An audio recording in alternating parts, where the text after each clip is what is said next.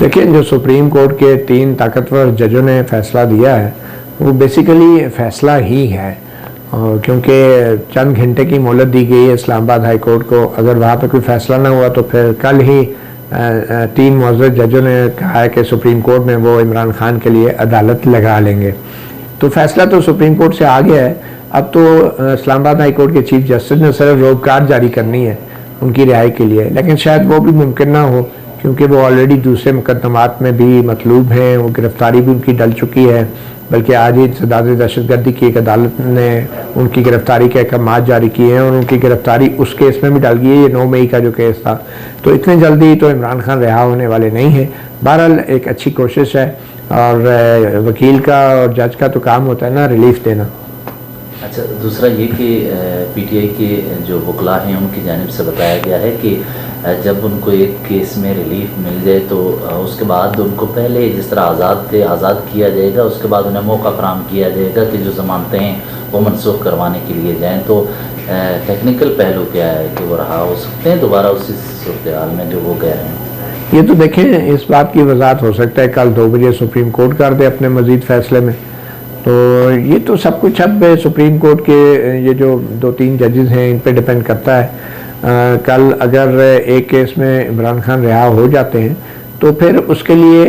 वकीलों को चाहिए कि फिर मुतलका फोरम में हाई कोर्ट में चले जाएं कि भाई उनको एक केस में रिहा हो गए। तो ये भी एक नई मिसाल कायम होगी, क्योंकि किसी आम शहरी को शायद ऐसी सहूलत तो मिलती नहीं है। इधर इमरान खान के अपने जो साथी लीडरान हैं वो कितने केसों में रिहा हुए हैं और साथ ही गिरफ्तार भी हुए हैं, और फिर बार बार अदालती हुक्म के बावजूद भी वो दूसरे मुकदमात में गिरफ्तार हुए हैं। तो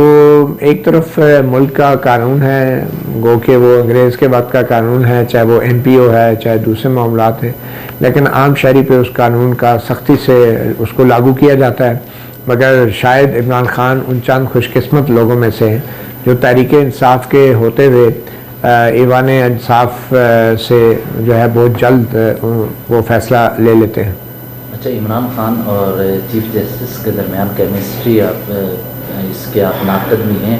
तो ये ताल्लुक़ कैसा आपने पाया इस पूरे अरसे में, और क्या वो जाते जाते उन्हें रिलीफ फराहम कर सकते हैं?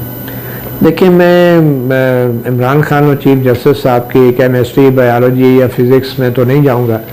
मैं तो सिर्फ ये बात करूंगा कि चीफ जस्टिस साहब गो के रिटायर हो रहे हैं, तो ज़रूरी नहीं है कि वो रिटायरमेंट से पहले ही सारे फैसले सुनाएं और एक ही केसेस को सुने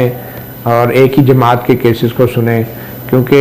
रिटायरमेंट से अभी 2-3 हफ्ते रह गए हैं। उससे पहले उन्होंने अभी बहुत से फैसले तहरीक भी करने हैं जिनके बराह रास्त ताल्लुक़ तहरीक इंसाफ से भी है, इमरान खान से भी है। तो मेरे ख्याल में दूसरे आम लोग भी जेलों में पड़े हैं 50,000 से ज़्यादा मुकदमात तो सुप्रीम कोर्ट में पेंडिंग है। ये ज़रूर है कि एक बेचारा चीफ जस्टिस जो है रिटायरमेंट से 3 हफ्ते पहले 50,000 केसेस का मुकदमा तो नहीं हल कर सकता, मगर शायद चीफ जस्टिस की कोशिश ये है कि अगर वो किसी और का नहीं तो कम से कम किसी एक बड़े लीडर का मुकदमा या मसला तो हल करता जाए, क्योंकि अब रिटायरमेंट के बाद तो आपको मालूम है कि फिर जो मुअज़्ज़ज़ जजेस हैं लोग उन्हें पहचानने से भी इनकार कर देते हैं। अच्छा, तो लास्ट एक सवाल ये कि इमरान खान के हवाले से तो हमने देखा है, लेकिन दीगर रहनुमाओं के हवाले से भी सुप्रीम कोर्ट में मामला चल रहे हैं, ख़ासकर नून लीग के हवाले से। तो आप क्या समझते हैं कि नून लीग के लिए या दीगर जमातों के लिए चीफ जस्टिस का एज अ जज कंडक्ट कैसा रहा है और PTI के लिए कैसा रहा है, अगर कोई तकाबली जायज़ा हुआ? देखिए, नून लीग के लिए तो मुझे ज़्यादा पता नहीं है, क्योंकि नून लीग के केसेस जो हैं चीफ जस्टिस उम्मताब बंदयाल ने ज़्यादातर दूसरे जजों के हवाले किए हुए थे, और हम अगर पनामा बेंच के 2017 के फैसलों को ले लें तो उस वक्त से लेके आज तक चीफ जस्टिस उम्मताब बंदयाल नून लीग के ख़िलाफ़ तो बराह रास्त कोई ऐसा फ़ैसला नहीं देते रहे, मगर वो नून लीग के जो मुखालिफ इमरान खान उनको सादिक और रमीम ज़रूर उन्होंने करार दिया था और शायद यही वो फतवा या सर्टिफिकेट है जो कि, और पार्टी हेड के हवाले से भी उन्होंने ज़रूर फैसला दिया था, जो नवाज शरीफ को उन्होंने कहा था वो टिकट्स नहीं दे सकते और नायल है। तो मेरे ख्याल में इमरान खान को सादिक और अमीन करार देने का जो चीफ जस्टिस उम्मताब बंदयाल का फ़ैसला था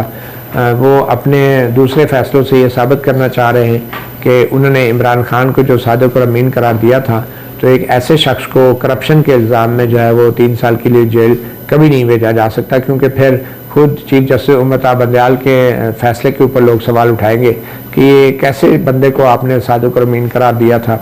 कि जो 3 साल के लिए करप्शन के केस में अंदर हो गया है। तो बेसिकली